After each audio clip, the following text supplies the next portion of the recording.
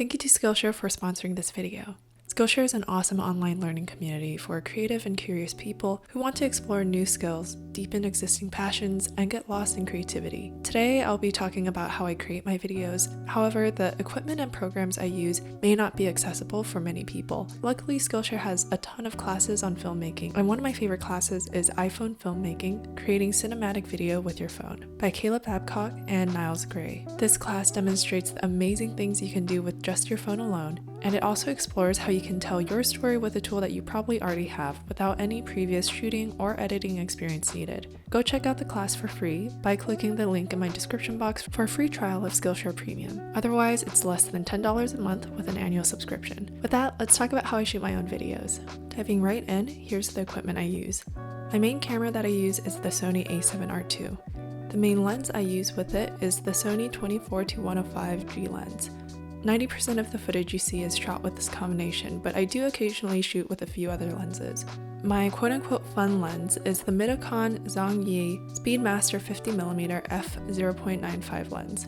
I like using this lens for more softer ambient shots because the footage has so much character, especially when you shoot wide open. I also occasionally use the Zeiss Loxia 35mm f2 Biogon lens, but I use this lens more for photography rather than shooting video. It's a super sharp lens that's great for every day. This pancake lens is the Sony 16-50mm f3.5 to 5.6 lens. It's a lightweight lens that's perfect for shooting footage when you're traveling or just shooting footage anywhere outside.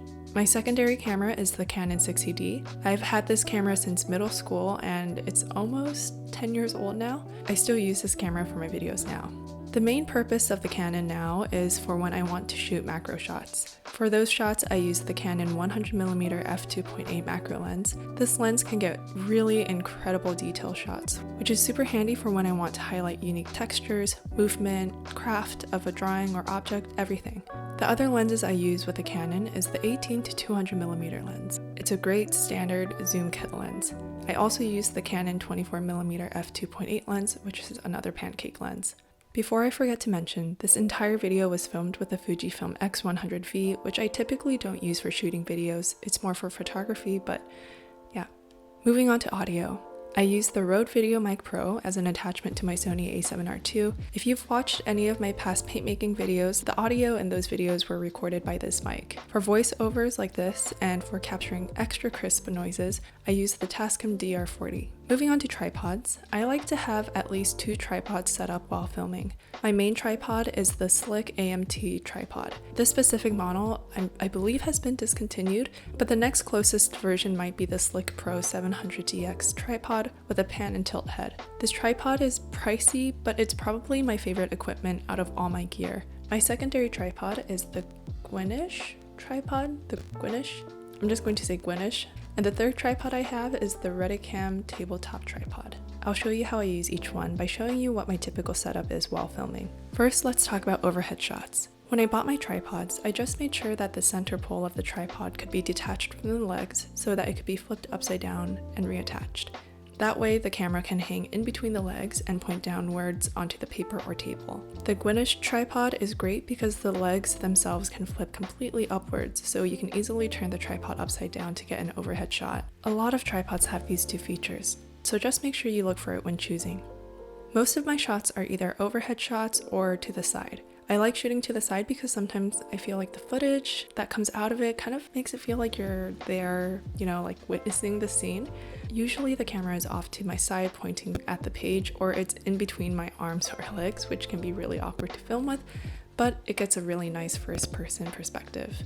Once in a while, I'll use the tabletop tripod to get some closer, more intimate shots of the scene too. As for lighting, I don't use any artificial lights. I just try to shoot during the day to get as much natural lighting as possible.